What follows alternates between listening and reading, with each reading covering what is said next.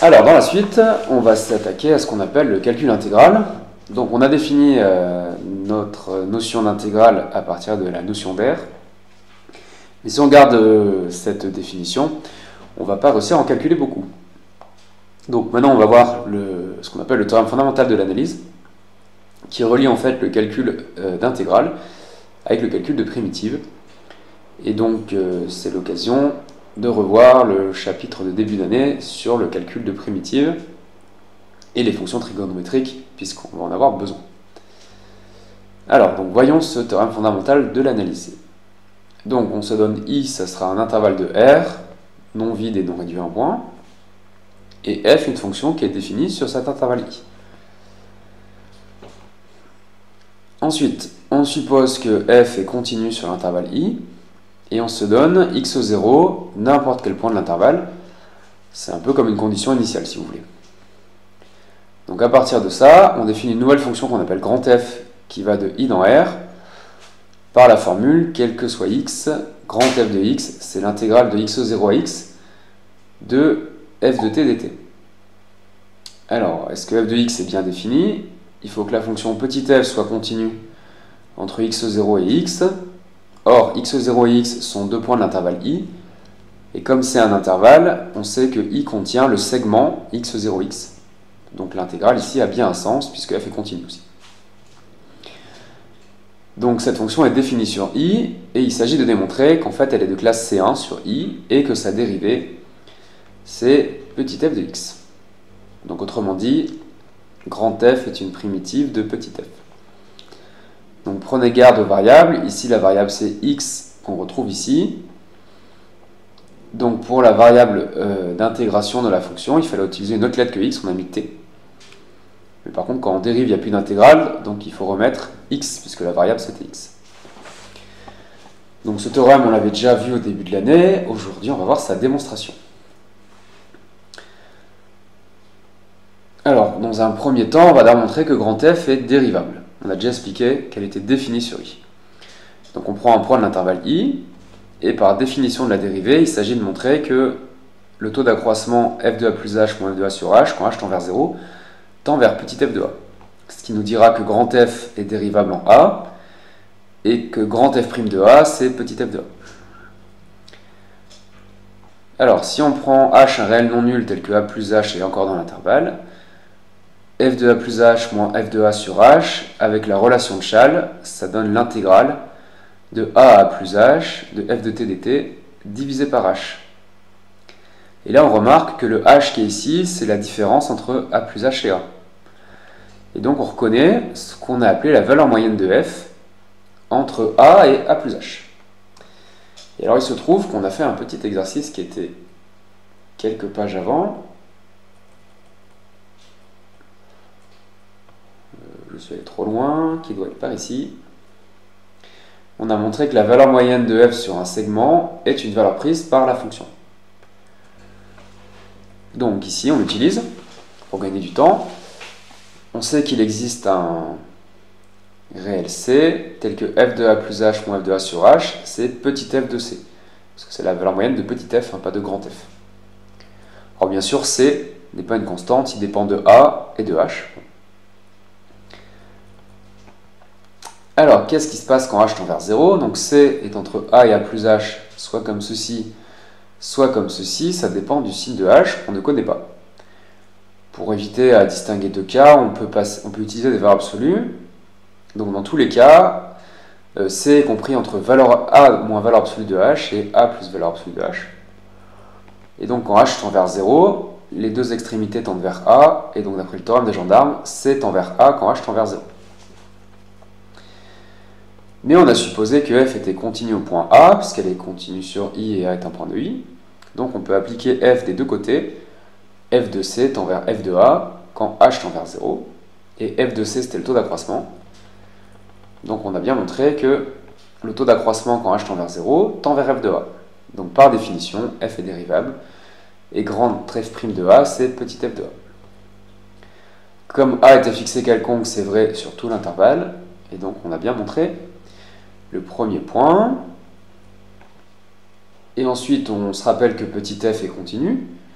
Donc grand F' est continu, ce qui signifie que grand F est de classe C1 sur I. Donc ceci termine la démonstration.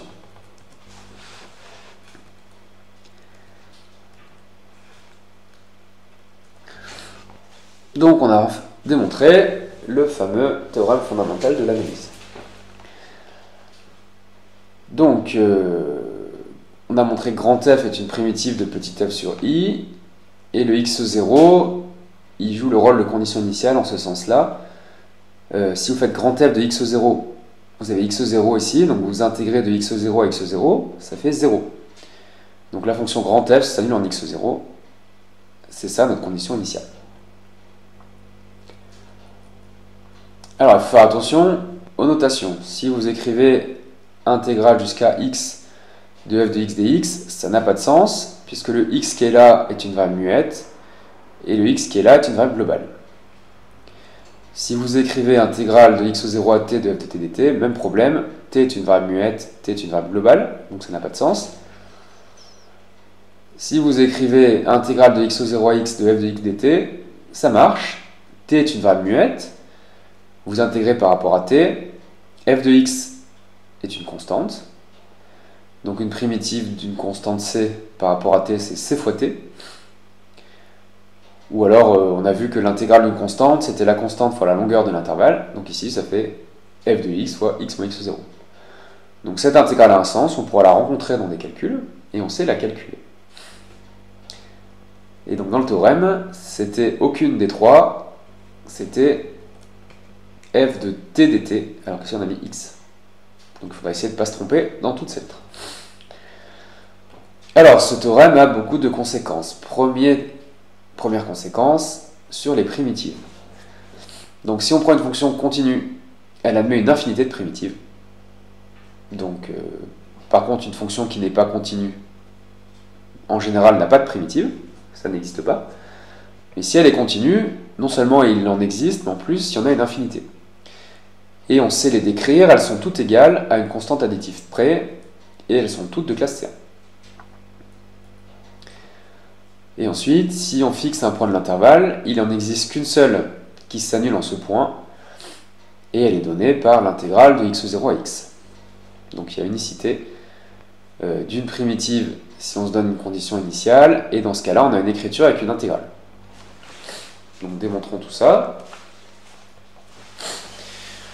Donc on suppose notre fonction continue sur l'intervalle i. D'après le théorème 13, si on fixe un point x0, la fonction grand F qui a x associe l'intégrale de x0 à x de f est de classe C1 sur i et a pour dérivée petit f. Donc déjà on a montré qu'il existe une primitive. Mais alors si on rajoute une constante, c'est toujours de classe C1, la dérivée est la même, donc on a une nouvelle primitive. Donc en fait, on vient de montrer que f a une infinité de primitives. Maintenant, il reste à montrer qu'elles sont toutes de cette forme. Donc si on prend deux primitives quelconques, par définition, ce sont deux fonctions dérivables de dérivée petit f. On fait la différence des deux, elle est encore dérivable, d'après les théorèmes généraux. Et sa dérivée, c'est petit f moins petit f, ça fait 0. Et donc on a démontré avec le théorème des accroissements finis qu'une fonction de dérivée nulle sur un intervalle est constante. Donc on obtient que la fonction g-h est constante. Et donc on vient de montrer que g égale h plus une constante. Donc en général, deux primitives de f sont égales à une constante additive près. Alors, deuxième point, on fixe x0 dans i, on veut montrer qu'il existe une seule primitive qui s'annule en ce point. Donc on fait par analyse synthèse. Donc analyse, on se donne une primitive de petit f qui est nulle en ce point. Donc d'après le premier point, disait que grand F est une primitive particulière et que les autres sont égales à grand F plus une constante. Donc en fait, quand on prend une primitive quelconque de f, eh bien, il existe une constante c telle qu'elle s'écrit sous cette forme. Mais alors, on veut que g de x0 égale 0, donc ça donne que c égale 0, puisque ce terme s'annule. Et donc pour tout x, g de x, c'est égal à f de x. Donc si g existe, il n'y a qu'une seule possibilité. Synthèse, la fonction grand F, c'est bien une primitive qui s'annule en x0, donc ça marche. Et donc conclusion, grand F est bien l'unique primitive qui vérifie cette condition initiale.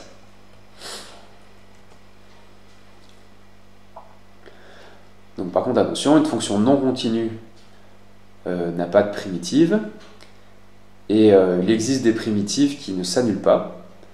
Donc elles ne sont pas toutes de cette forme, elles sont de cette forme plus une constante. Alors, deuxième résultat très important, c'est que les primitives vont permettre de calculer des intégrales. Donc si on prend une fonction continue et n'importe quelle primitive de petit f, qu'on appelle grand F, alors l'intégrale de a à b de f de x dx se calcule en faisant simplement grand F de b moins grand F de a, ce qu'on écrit classiquement comme ça. Donc à partir de maintenant, sur des exemples simples, calculer une intégrale, ça veut dire calculer une primitive. Bien sûr, on avait aussi vu qu'on était quand même assez limité dans les possibilités de calcul de primitives, mais on pourra faire des exemples simples comme ceci. Alors voyons la preuve. Donc on suppose toujours que la fonction est continue, on se donne une primitive puisqu'on sait qu'il en existe maintenant. Et donc d'après ce que on a dit dans le corollaire d'avant, donc ici c'est l'unique primitive qui s'annule en a, et comme deux primitives sont égales à une constante près, notre primitive quelconque grand F s'écrit la primitive qui s'annule en a plus une constante. Donc on peut l'écrire comme ça. Et donc si on fait grand F de b moins grand F de a, ça fait intégrale de ab plus la constante, moins l'intégrale de a à a qui fait 0, moins c, les c disparaissent, et on trouve l'intégrale de ab de f de t dt. Donc voilà, c'est ce qu'on voulait démontrer.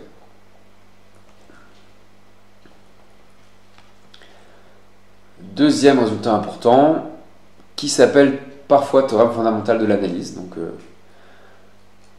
normalement le théorème fondamental de l'analyse c'était le théorème 13, mais pour certains c'est parfois le corollaire 16. Bon. Alors le corollaire 16 dit que pour une fonction C1, l'intégrale de f' de x entre a et b c'est f de b moins f de a. Et bien tout simplement, si f est C1, sa dérivée est continue, donc l'intégrale existe. Et comme f est une primitive de f', le corollaire 15 donne la formule. Ici, c'est extrêmement simple.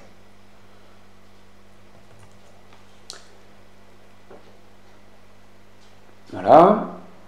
Et alors, à partir de ça, on propose de démontrer l'inégalité des accroissements finis pour une fonction de classe C1 sur un intervalle et à dérivée bornée. Donc, on prend f une fonction de classe C1 dont la dérivée est bornée. Ça s'écrit comme ça, il existe une constante m strictement positive, telle que pour tout x, la valeur absolue de f' de x est plus petit que m. Alors, pour tout xy dans i au carré, d'après le corollaire 16, f de x moins f de y, c'est l'intégrale de y à x de f' de t dt. Donc si on met des valeurs absolues, ici on met des valeurs absolues. Et ici, on a envie d'utiliser l'inégalité triangulaire pour l'intégrale. Pour ça, il faut que les bornes soient dans le bon sens. Donc, premier cas, on suppose que x est strictement plus grand qu'y. Donc, les bornes sont dans le bon sens. Donc, on a la valeur absolue ici qui est plus petite que l'intégrale de la valeur absolue. Mais notre segment yx est inclus dans i. Donc, pour t entre y et x, la valeur absolue de la dérivée est majorée par m. Par croissance de l'intégrale, avec toujours les bornes dans le bon sens, on obtient que c'est plus petit que mx moins y. Et donc par transitivité, cette quantité est plus petit que mx moins y. Comme x est plus grand qu'y, c'est la m fois la valeur absolue d'x moins y. Alors si x est plus petit qu'y, de même, on échange les bornes en mettant un signe moins. Et x égale y, il faut montrer que 0 est plus petit que 0, ce qui est évident. Donc on a bien démontré l'inégalité des accroissements finis. Alors là, on peut se poser la question, pourquoi on a fait une preuve compliquée dans le chapitre sur la dérivation, alors qu'on a cette preuve qui est plus rapide? Eh bien, parce que la démonstration qu'on a donnée est plus générale. Ici, on l'a fait pour une fonction C1 à dérivée bornée, et dans le chapitre 12, la fonction f était seulement dérivable à dérivée bornée, donc la dérivée n'était pas supposée continue. Du coup, ça a marché dans plus de cas.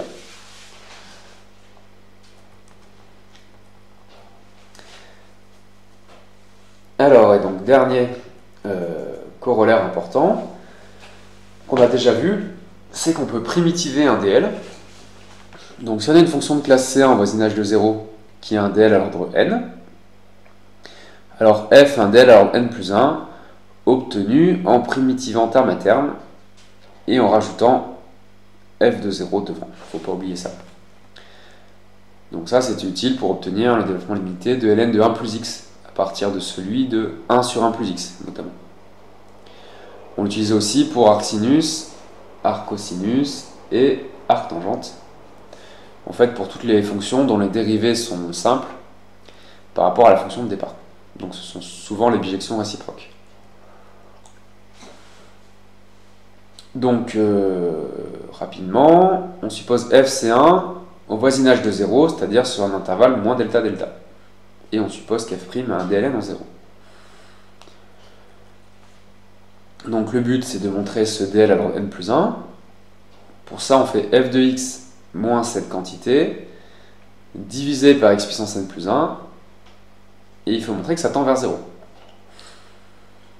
Et alors on part du fait qu'on a ce DL à l'ordre n, c'est-à-dire que f' de x moins cette quantité divisé par x puissance n tend vers 0, c'est ce que j'ai écrit là.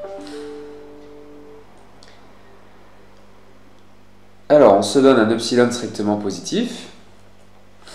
Donc par définition de cette limite, il existe un alpha strictement entre 0 et delta, donc le delta c'est pour rester dans l'ensemble de définition, tel que pour tout x entre moins alpha et alpha, donc cette fonction en valeur absolue tend vers 0, donc c'est moins 0 si ça a disparu, est plus petit que, alors j'ai pas mis epsilon, j'ai mis epsilon fois n plus 1 pour que ça simplifie la fin.